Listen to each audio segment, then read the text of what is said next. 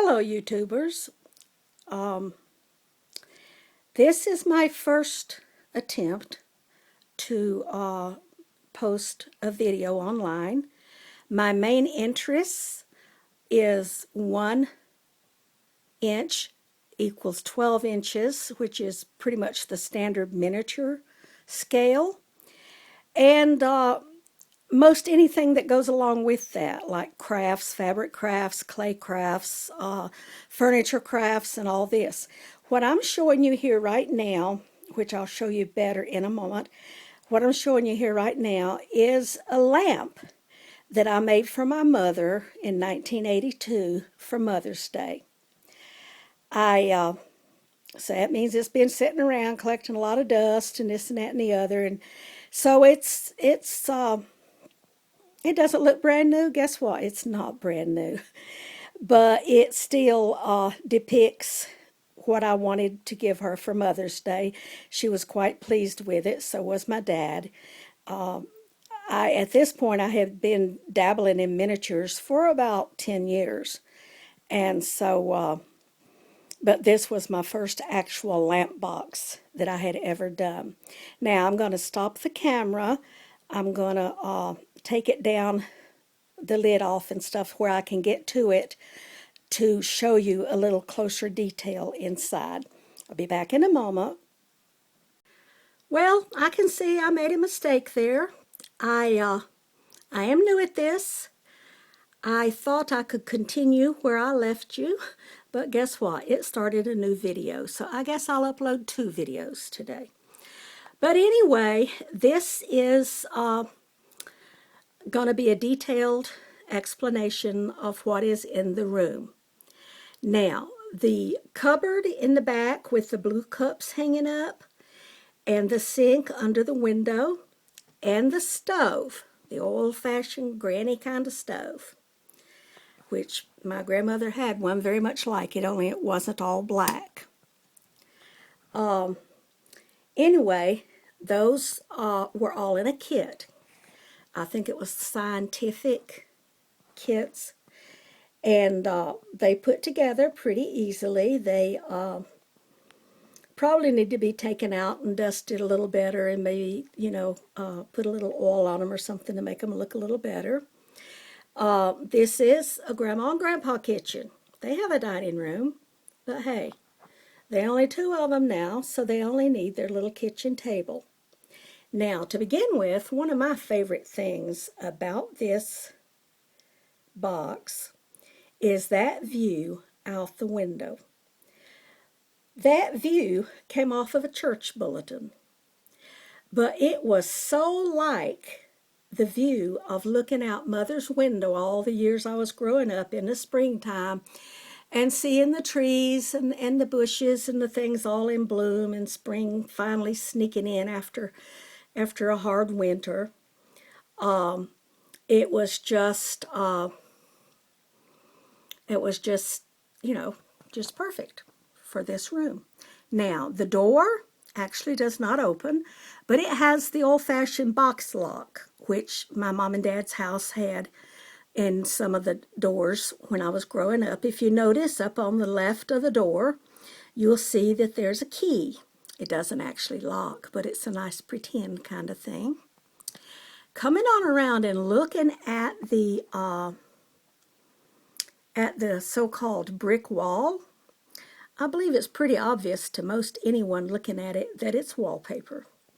Unfortunately, I learned a lesson, or maybe fortunately, I learned a lesson with this project, because I did not put any primer on the wood before I put the wallpaper and things up.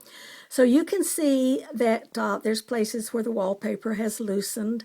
There's some discoloration, but now most any wood or coal stove that I was around growing up, you generally had a little discoloration somewhere around that stove. So at any rate, if I were doing it now, I would be sure and prime the walls.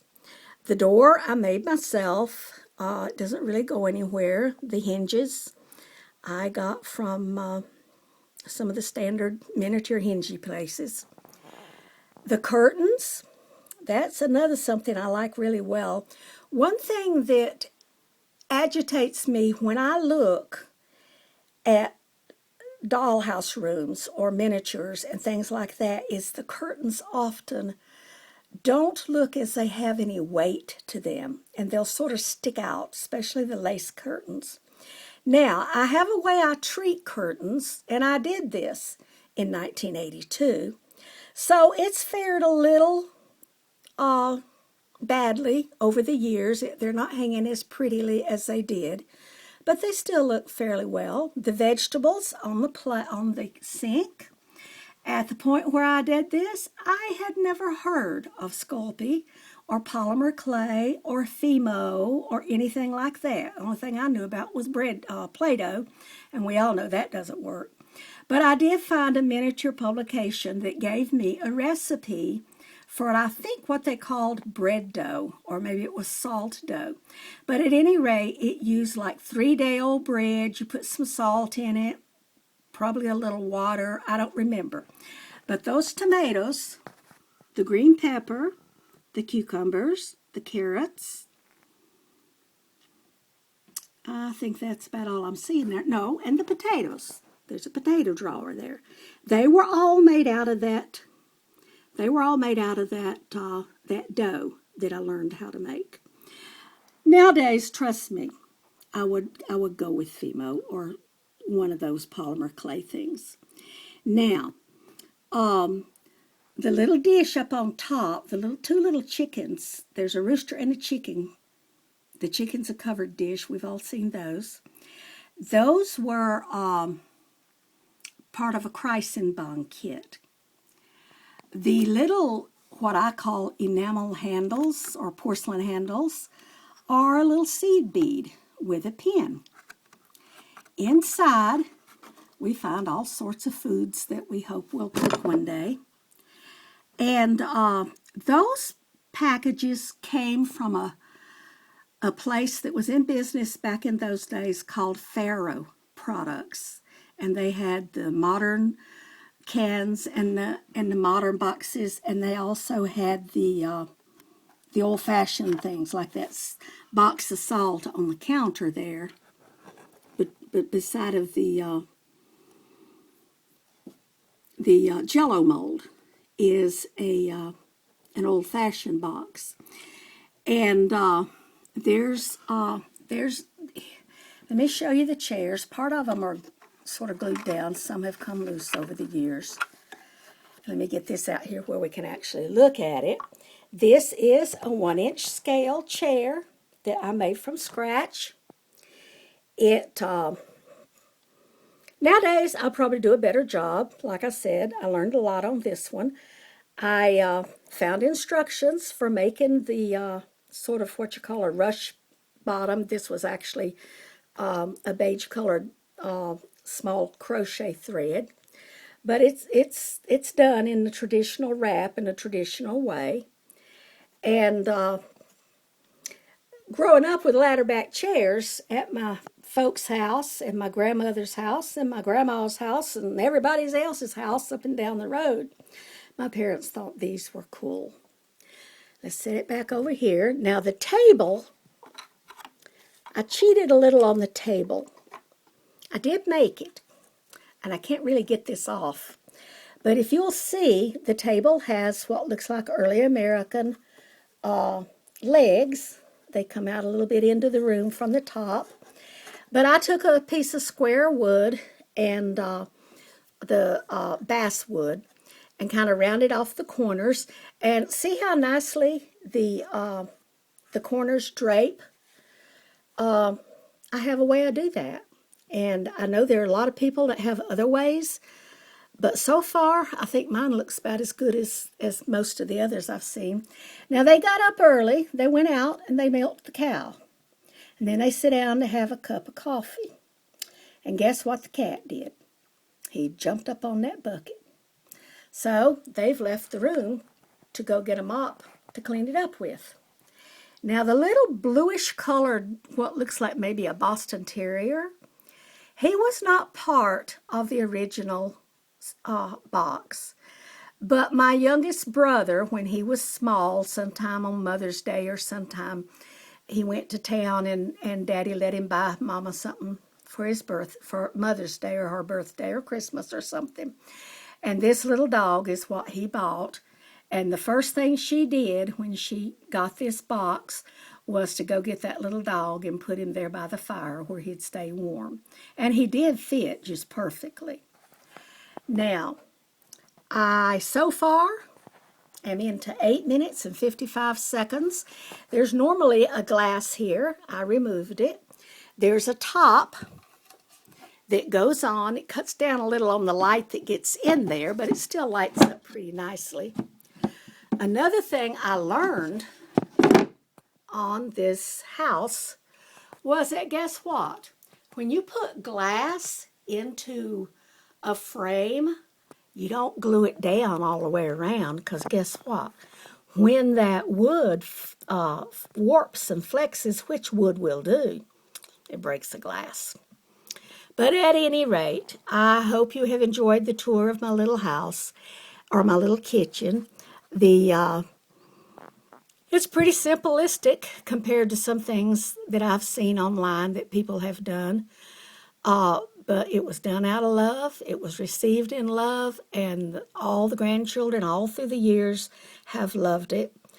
And I'm glad I did it, because now my parents are both, they've both gone. And so now then I can't see this box without thinking about them, how happy they were when I brought it in the house and those kind of things. And it was just kind of a fun day for us all.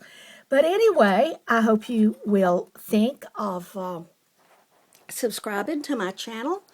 I hope you will view my presentations that I do. I will do some sewing. I will do some of this type stuff. I will do my name is Carousel Creative Crafts. So that leaves it wide open till I can do about anything I want. I have enjoyed so much looking at so many things that people are putting up on YouTube. Sugar Craft Shop. Sugar Charm Shop, that's her name. Buddy, that girl has got it going. I just cannot believe the reality and the perfection she puts in her things. I can only hope to do half as well.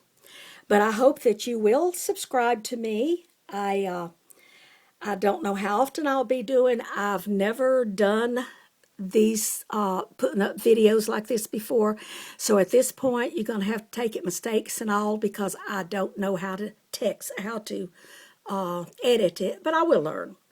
But right now, I hope you have a good day, hope you have a good evening, and I hope you will watch for some future things for me. I have dollhouses I'm going to work on. I have a dollhouse that I'm going to work on that's going to be for sale when it's finished. I have a Barbie size house. It's almost as big as a refrigerator that I did for my daughter when she was young, but it's a long time ago, and so it needs some spiffing up, and so we'll be seeing that some. May God bless you all, and thank you for watching, and have a blessed day. Bye-bye.